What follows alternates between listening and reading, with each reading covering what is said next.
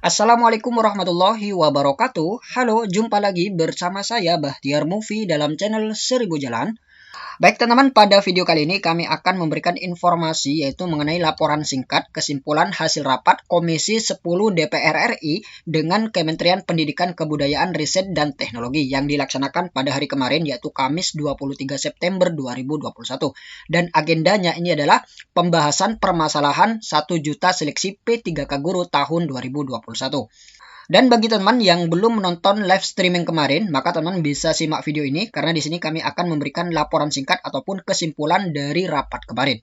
Nah, kita langsung saja teman-teman. Ini adalah surat dari Dewan Perwakilan Rakyat Republik Indonesia teman-teman terkait laporan singkat kemarin. Pendahuluan, rapat kerja Komisi 10 DPR RI secara fisik dan virtual dibuka pada pukul 9.20 oleh Syaiful Huda, Ketua Komisi 10 DPR RI. Setelah quorum tercapai sebagaimana ditentukan dalam pasal 281 ayat 1 Peraturan DPR RI tentang tata tertib, rapat dinyatakan terbuka untuk umum. Rapat diawali dengan pengantar ketua rapat, dilanjutkan pemaparan dari Mendikbudristek RI serta menampung pertanyaan, saran dari anggota Komisi 10 DPR RI.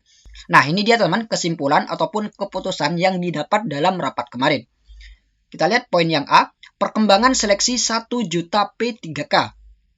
Komisi 10 DPR RI mendesak Kemendikbudristek RI untuk sungguh-sungguh memperhatikan pendapat, aspirasi, dan masukan dari Komisi 10 DPR RI sebagai berikut.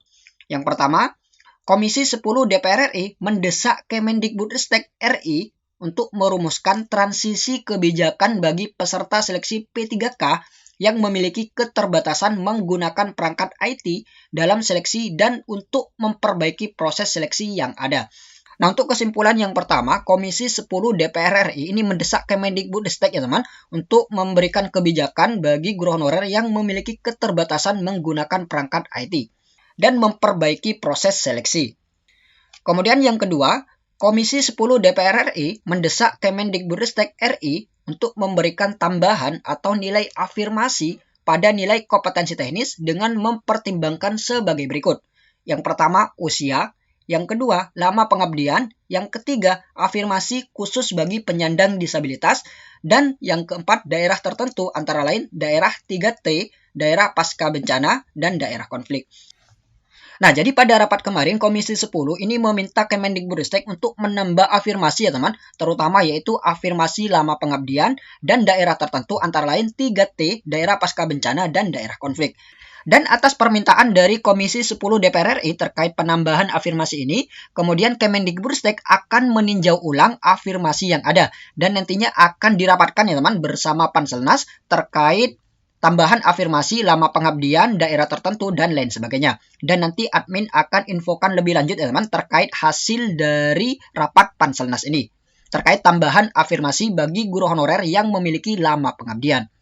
Ini untuk yang poin nomor 2. Kemudian yang nomor 3, Komisi 10 DPR RI mendesak Kemendikbudristek RI untuk memaksimalkan kesempatan pemilihan formasi yang masih kosong kepada pelamar atau guru honorer untuk mengikuti seleksi tahap 2 dan tahap 3 tahun 2021.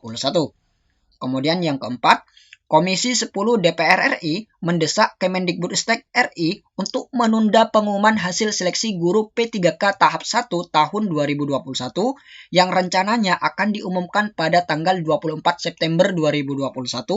Penundaan diperlukan agar Kemendikbudristek RI berkoordinasi dengan Pansel untuk memperbaiki kebijakan khususnya mengenai tambahan ataupun kenaikan afirmasi. Nah, untuk poin yang nomor 4, Komisi 10 DPR RI ini meminta Kemendikbudristek untuk menunda pengumuman hasil seleksi tahap 1 ya teman, yang mana sesuai jadwal ini akan diumumkan hari ini ya teman, pada tanggal 24 September 2021. Namun karena adanya beberapa masukan, maka Kemendikbudristek menunda pengumuman hasil seleksi tahap yang pertama. Dan Kemendikbudristek ini akan berkoordinasi dengan Pansel untuk memperbaiki terkait penambahan ataupun kenaikan afirmasi ini. Kemudian yang nomor 5, Komisi 10 DPR RI mendesak Kemendikbudristek RI untuk membuat skema bantuan tes swab antigen bagi guru honorer yang mengikuti ujian seleksi P3K untuk jabatan fungsional guru. Nah, untuk yang nomor 5 ini sudah diterapkan ya teman, yang mana di ujian seleksi P3K tahap pertama untuk swab antigen, ini di masing-masing daerah sudah diberikan fasilitasi swab antigen gratis ya teman. Jadi ini sudah diterapkan yang nomor 5. Kemudian yang nomor 6, Komisi 10 DPR RI dan Mendikbudristek RI sepakat akan menjadwalkan rapat kerja dengan kementerian atau lembaga terkait untuk mengetahui tindak lanjut keputusan rapat kerja hari ini mengenai permasalahan seleksi P3K tahap 1 untuk jabatan fungsional guru, paling lambat sebelum tanggal 6 Oktober 2021. Nah, jadi berdasarkan hasil rapat kemarin, ini Kemendikbudristek akan menjadwalkan rapat dengan kementerian atau lembaga terkait ya teman-teman, untuk mengetahui tindak lanjut keputusan rapat kerja yang dilaksanakan kemarin dengan Komisi 10 DPR RI terkait permasalahan seleksi P3K tahap yang pertama. Dan paling lambat ini sebelum tanggal 6 Oktober 2021. Nah, jadi itu dia teman-teman 6 kesimpulan rapat Komisi 10 DPR RI dengan Kemendikbudristek terkait permasalahan seleksi P3K guru. Kemudian, ini adalah hasil ujian seleksi P3K tahap pertama ya teman, yaitu ada sekitar 94.000 guru honorer dari seluruh Indonesia akan segera diangkat menjadi guru P3K. Kita lihat poinnya. Saat ini, pengolahan data hasil ujian seleksi pertama masih berlangsung, dan Panselnas akan berembuk untuk memfinalisasi hasil ujian tersebut. Akan tetapi, sekitar 29% dari 326.476 formasi yang ada pelamarnya sudah terisi. Kemudian yang kedua, berarti sekitar 94.000 guru honorer dari seluruh Indonesia akan segera diangkat menjadi guru P3K. Dan lebih banyak lagi akan diangkat setelah ujian seleksi kedua dan ketiga. Nah, jadi di tahap yang pertama ini ada kurang lebih sekitar 94.000 guru honorer ya teman, yang dinyatakan lolos menjadi ASN P3K dan akan segera diangkat menjadi guru P3K di tahun 2021 ini. Kemudian poin yang nomor 3, pengumuman lengkap hasil ujian seleksi pertama akan dilakukan dalam beberapa hari ke depan.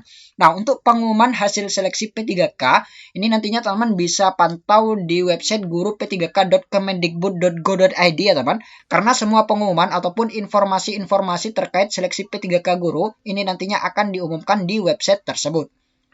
Kemudian poin yang nomor 4, Kemendikbudristek mendengarkan aspirasi masyarakat dan sedang memperjuangkan kebijakan afirmasi tambahan untuk daerah-daerah yang kekurangan guru dan peserta di atas 50 tahun. Nah, jadi Kemendikbudristek ini akan memperjuangkan ya teman, kebijakan afirmasi tambahan bagi daerah yang kekurangan guru dan peserta yang berusia di atas 50 tahun. Nah, jadi kita tunggu saja teman hasil keputusan dari Kemendikbudristek dan Panselnas ini. Kemudian yang selanjutnya, Kemendikbudristek juga mempertimbangkan masukan dari pakar-pakar pendidikan tentang pentingnya menjaga integritas proses seleksi guru untuk meningkatkan kualitas pendidikan bagi siswa Indonesia. Nah, jadi itu dia teman-teman sedikit informasi berdasarkan hasil ujian seleksi P3K tahap yang pertama. Semoga video ini bermanfaat. Wassalamualaikum warahmatullahi wabarakatuh.